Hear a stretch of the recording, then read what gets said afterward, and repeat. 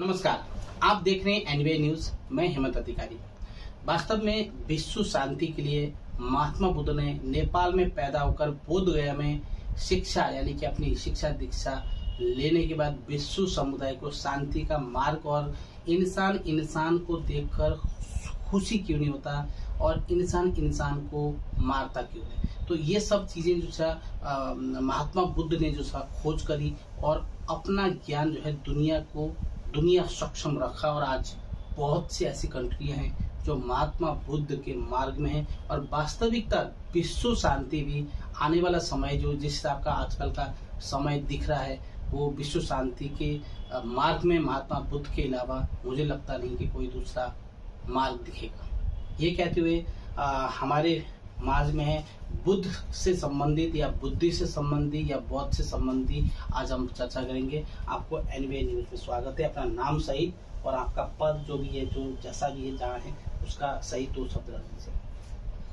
नमस्कार, मेरा नाम जनक बहादुर है और लोग मुझे लामा मिगमर के नाम से भी जाना जाते हैं और मैं अपने आप को एक थोड़ा तेज बोलिएगा। ओके, मैं अपने आप को एक साधारण भगवान बुद्ध के एक शिष्य के रूप में जानना चाहता हूँ। हाँ जी, बिल्कुल।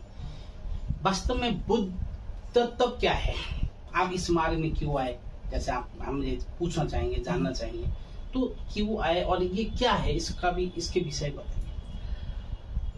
मैं इस मार्ग में प्रवेश होने का एक अलग कहानी है, लेकिन भगवान बुद्ध की जो शिक्षा है वो अपने आप के अंदर जो एक सुख और शांति ढूंढने का एक मार्ग है और अपने आप को खोजने का और एक जीवन जीने का एक सुखमय जीवन जीने का एक तरीका है।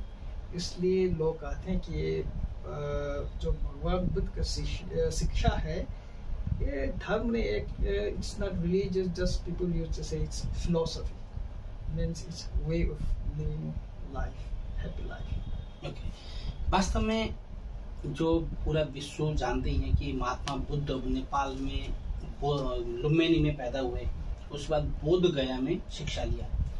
तो इतना अच्छा है भारत और नेपाल का संबंध, क्योंकि नेपाल में पैदा हुए और भारत में शिक्षा लिया और विश्व के अंदर जो है अब शिक्षा का जो मार्ग है वो वास्तव में शांति का मार्ग भगवान बुद्ध के ही मार्ग में दिख रहा है हिसाब से अभी का समय है।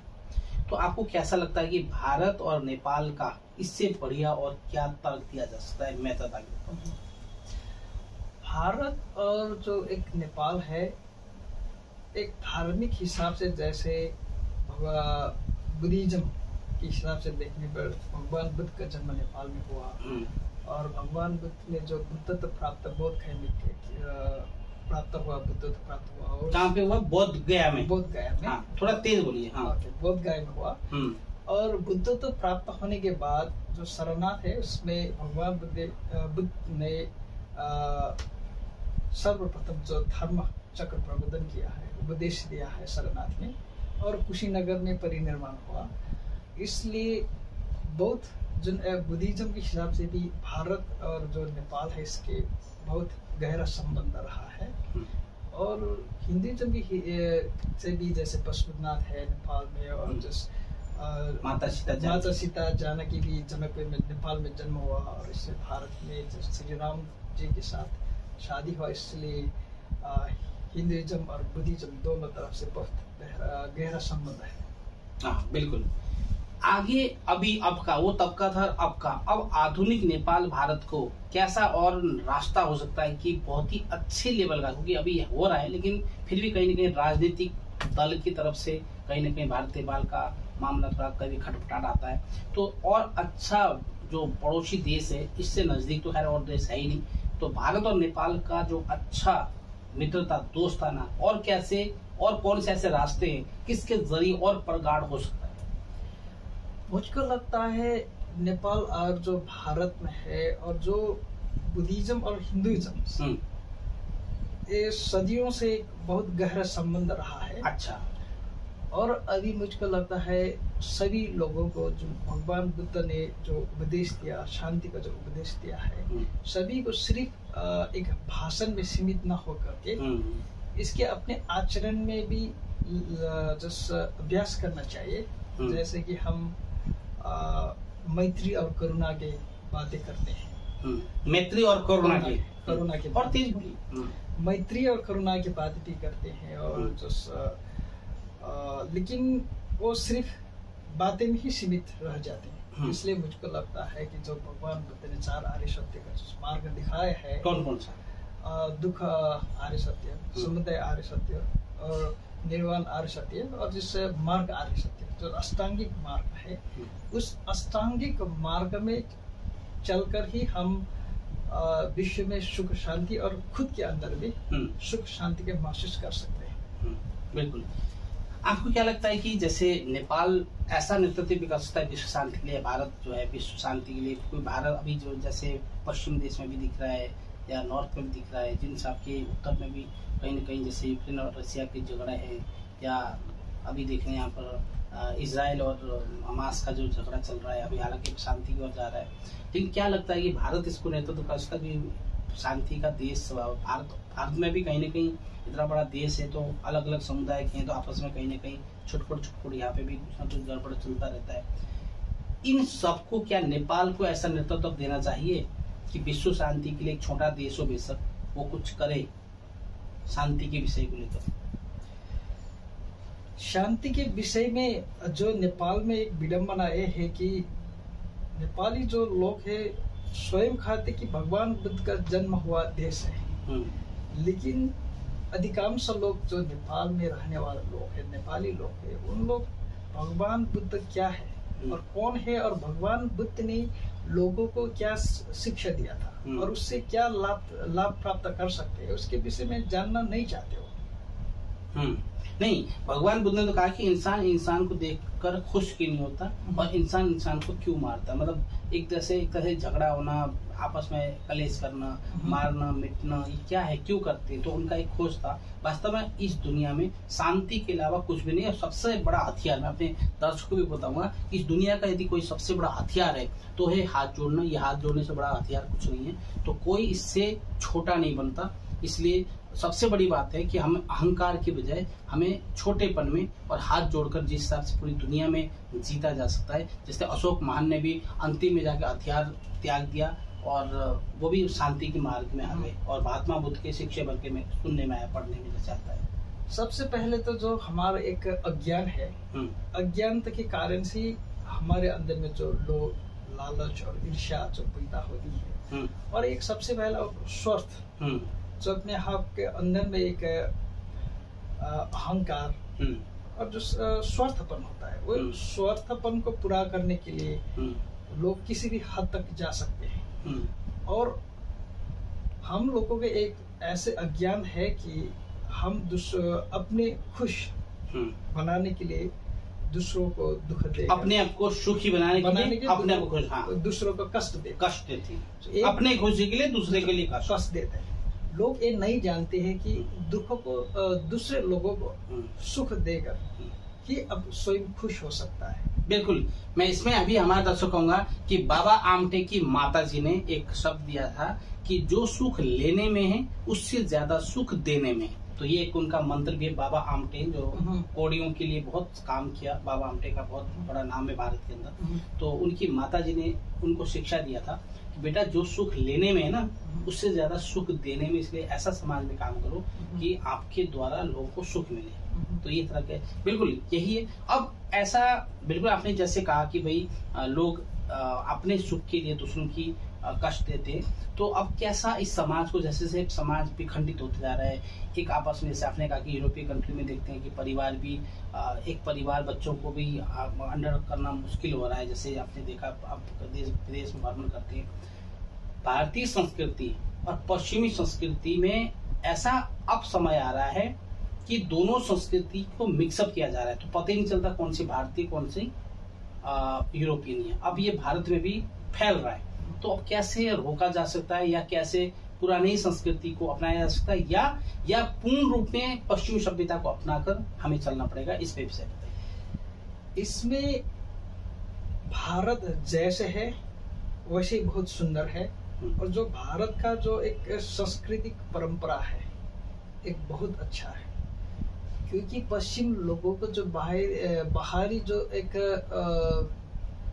जो दुनिया है, जो भौतिक दुनिया है, उसमें विकास हुआ, अवश्य विकास हुआ है, लेकिन हम उन लोगों से पूछने पर उन लोगों के अंदर मन में एक सुख और शांति नहीं है। हमको लगता है कि जैसे अगर हमारे जो पॉलिटिशियन है तो अच्छा हुआ तो बहुत सुख शांति हुआ, मेरे पास अगर मकान होता, मेरे पास कार होता, मेरे पास मैं बेरोजगार नहीं होता तो मैं कितना सुख और खुश रहता। लेकिन जो पश्चिम लोगों है, सरकार भी अच्छा है, मकान है और उन लोगों के पास जॉब भी है, लेकिन फिर भी उन लोगों के मन में सुख और शांति नहीं है, और उन लोगों को पता चलता है कि ये भौतिक सुख सुविधाएं हैं, सिर्फ उसी से हमको सुख और शांति प्राप्त नहीं हो सकता। इसलिए पश्चिमी लोग को एक महसूस हुआ कि आध्यात्मिक जो शिक्षा है, जो अभ्यास ही हमको परम सुख दिला सकता है। इसलिए अभी जो योगा है और सिर्फ मेडिटेशन है, ये सब उन लोग सीखने के लिए भारत में ही आ रहा है, नेपाल भारत में आ रहा है। इसलिए मुझको लगता है जो हमारे भारत और नेपाल में जो है सांस्कृतिक परंपरा जैसे है वैसे ही रहना चाहिए, और बाहर थोड़ा जो भौतिक जो संरचना है उसका थोड़ा विकास कर ले, और जो सांस्कृतिक जो एक धर्म है वो सबसे बेस्ट जो संस्कृति और जो एक परंपरा है हमारे पास है। बिल्कुल, नेपाल और भारत का जो संस्कृति है वो विश्व समुदाय अपनाने को अब तैयार हो रहा है, क्योंकि वास्तव में जो पूरा परिवार है वो विखंडित है।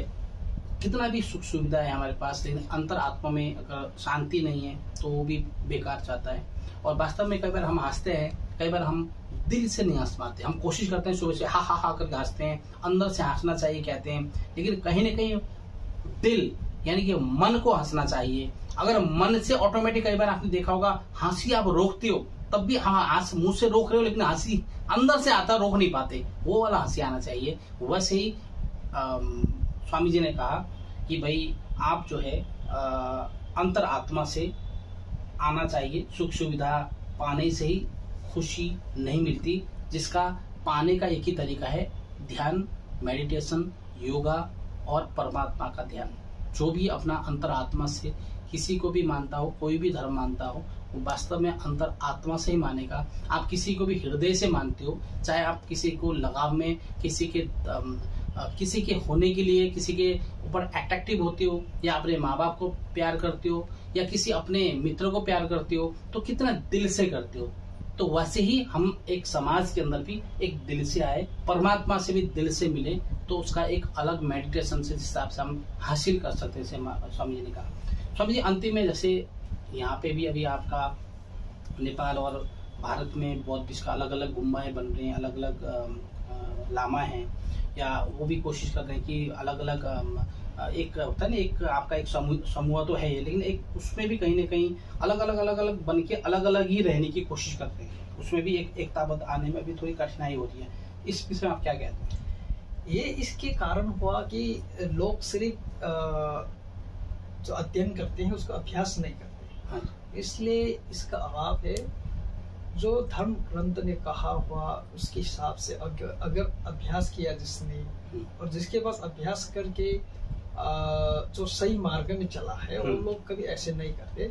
लेकिन जो लोग सिर्फ थोड़ा थोड़ा ऐसे कहते ना, अल्प विद्या भयंकरम, जो लोग थोड़ा सूत्र और शास्त्र पर अध्ययन कर लेता है और खुद को पंडित कहा जाते हैं, और उसके अभ्यास करने पर लोगों को जो अहंकार है छोटा होना चाहिए, थोड़ा होना चाहिए था, लेकिन उस थोड़ा जो अध्ययन किया उसके अहंकार को बढ़ावा कर दिया, क्योंकि उसने कभी अपने जीवन में अभ्यास नहीं किया। इसलिए ये सिर्फ अभी जो समय में है लोग सिर्फ अध्ययन करते हैं, लेकिन इसको हटाने के लिए सिर्फ किताबें पर सीमित न होकर के हम अपने जीवन में प्रैक्टिकल नॉलेज में आने पर वो सब हट जाएगा। बिल्कुल, थोड़ा बहुत नॉलेज आ गया, ऐसा लगता है कि मैं थोड़ा ज्ञानी हो गया, तो थोड़ा अहंकार पल जाता है, वो नहीं आना चाहिए। जितना ज्ञानी होगा, जितना पेड़ में फल लगेगा उतना नोगेगा, कहते हैं कहावत। वैसे जिसके पास जितना ज्यादा ज्ञान होगा वो बहुत ही सिंपल, साधारण, धैर्यवान और लोगों को ज्ञान बांटने वाला होगा, ना कि अहंकार। बस ही स्वामी जी ने कहा। तो स्वामी जी, हमारे एनबीआई न्यूज के लिए आपने समय दिया, हमारे भाषा में दर्शक के लिए अंतिम में कोई संदेश देना चाहे दे सकते हैं, और हम फिर उसके बाद विदा लेंगे। ठीक है, आपको भी धन्यवाद इस अवसर के लिए। वैसे ही मेरा हिंदी उतना अच्छा नहीं है। नहीं, ठीक है, फिर भी आपने अच्छे बोला। मैंने कोशिश किया है कि हिंदी में थोड़ा कहूँ। हाँ। इसलिए हम अगर सचमुच में हम स्वयं को अंदर से खुश रहना चाहते हैं, तो हम सचमुच में जो भगवान बुद्ध ने जो कहा हुआ मार्ग में चलना चाहिए।